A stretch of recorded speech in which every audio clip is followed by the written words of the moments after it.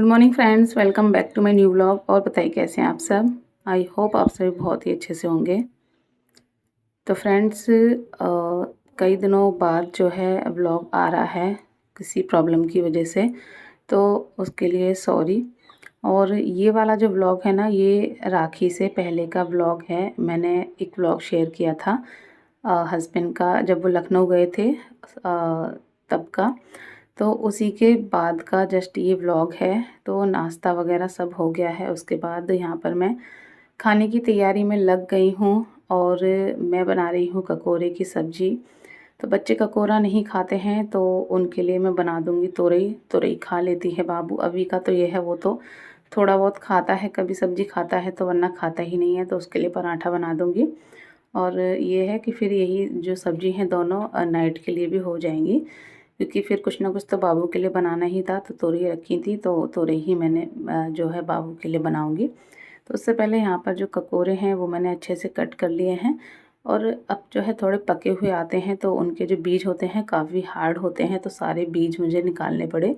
तो काफ़ी टाइम लग गया इनको कट करने में। उसके बाद मैंने ऑयल डाला, उसमें प्याज डाला और अच्छे से थोड़ी देर जो ककोरे हैं प्याज के साथ मैंने उनको फ्राई किया। और उसके बाद मैंने यहाँ पर डाल दिए हैं सब्जी के ड्राई मसाले, और थोड़े थोड़े से ही मसाले ऐड किए हैं, क्योंकि ककोरे की सब्ज़ी होती है ना, इसमें बहुत ज़्यादा मसाले अच्छे नहीं लगते हैं। हल्का हल्का ही जो है मसाले अच्छे लगते हैं। और बस ढककर लो फ्लेम पर मैंने छोड़ दिया है पकने के लिए। और इधर जो तोरई हैं मैं वो कट कर लेती हूँ। तो मैं तो बाबू को बोली थी कि सूखी सूखी बना दूँगी, बट बाबू ने कहा नहीं मम्मा, थोड़ा सा ग्रेवी वाली बना देना। तो मैं थोड़ी सी इसमें ग्रेवी कर दूँगी, वरना मैं सूखी सूखी बनाती तो ठीक रहता। बट बाबू की इच्छा थी, तो मैंने कहा चलिए, जब उसे ही खानी है तो उसी की इच्छा से बनाई जाए। तो बस यहाँ पर तोरई मैंने कट करके रख ली है, और जो प्याज थी उसको भी मैंने हल्का सा सौटी कर लिया है ऑयल में। और उसके बाद मैंने डाल दी है कटी हुई तोरई, और इसमें मैं डाल दूँगी ड्राई मसाले, और थोड़ा सा पानी डालकर इसको मैं रख दूँगी बनने के लिए, क्योंकि थोड़ा ग्रेवी रखनी है इसलिए पानी डालेंगे, वरना तो इसमें ऑलरेडी इतना पानी होता है, तो उसी में ये जो है पक जाती है। और आजकल ना सच में क्या हो रहा है ना, आप सभी को पता ही है कि चारों तरफ क्या जो न्यूज़ है वो फैली हुई है। वैसे मैं नहीं इस टॉपिक पे कोई भी बात करना चाह रही थी, क्योंकि इसको कई दिन हो गए हैं, बट आज मैं इस टॉपिक पे बात कर रही हूँ, क्योंकि मैं नहीं करना चाह रही थी। बट वही है ना कि जैसे ही फ़ोन उठाओ तो बस वही न्यूज़ सामने आ जाती हैं। कोलकाता जो डॉक्टर हैं उनके जो भी उनके साथ हुआ, वही जो है सब न्यूज़ सामने आती हैं। तो देखकर सुनकर सच में इतना दुख होता है, इतना दुख होता है। और उसके बाद भी जो है 2-3 केस सामने आ चुके हैं, और बहुत से ऐसे केस होते हैं जो सामने आ ही नहीं पाते हैं, जिनकी कोई रिपोर्ट वगैरह ही नहीं होती है, जो हम तक पहुंच नहीं पाते हैं। तो ये सारी चीज़ें देखकर ना कहीं मन से ना एकदम विश्वास उठ गया है कि भगवान नाम की भी कोई चीज़ होती है इस दुनिया में। क्योंकि मुझे सच में बिल्कुल भी नहीं लगता है कि अगर भगवान होते तो ऐसा कुछ दुनिया में होता, किसी के साथ इतना बुरा होता।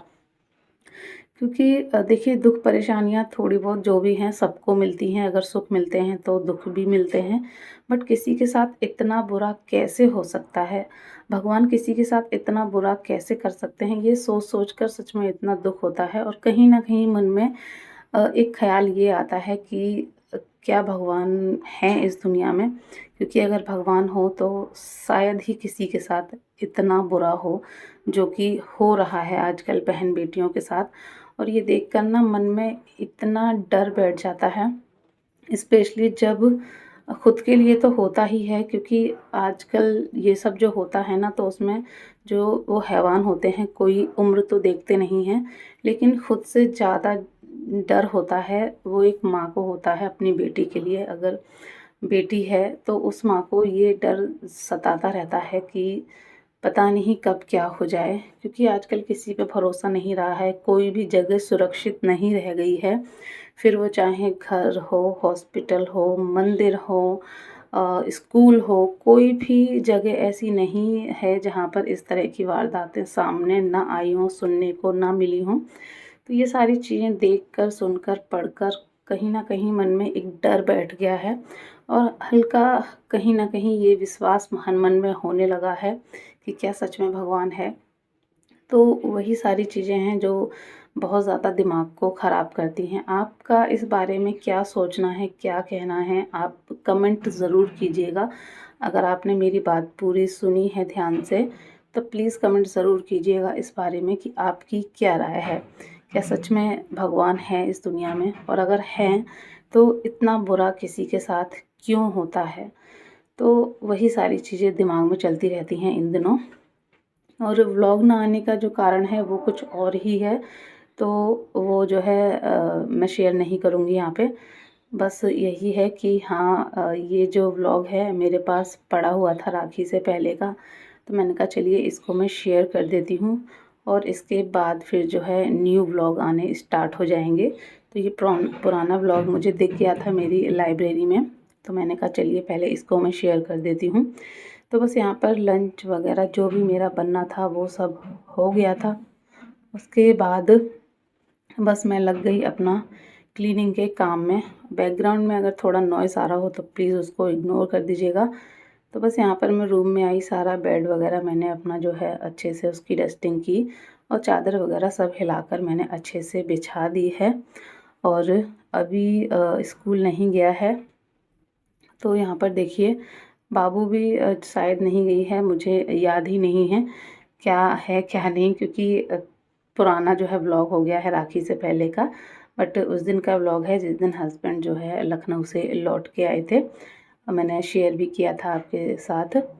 तो बस यहाँ पर पूरा रूम वगैरह मैंने अच्छे से सेट किया। उसके बाद मैंने जो झाड़ू थी वो लगा दी, साथ के साथ ही जो बर्तन हैं वो भी सारे मैंने धुलकर रख दिए हैं। और बर्तन धुलने के बाद अब नंबर आ गया है पोंछा लगाने का।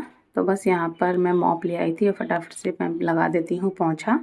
और मुझे याद आया कि बाबू अभी दोनों ही जो है स्कूल नहीं गए थे, तो यहाँ पर जो है हस्बैंड बच्चों को लेकर बाहर निकल गए थे, जिससे कि मैं अपना क्लीनिंग का जो काम है वो आराम से निपटा लूँ।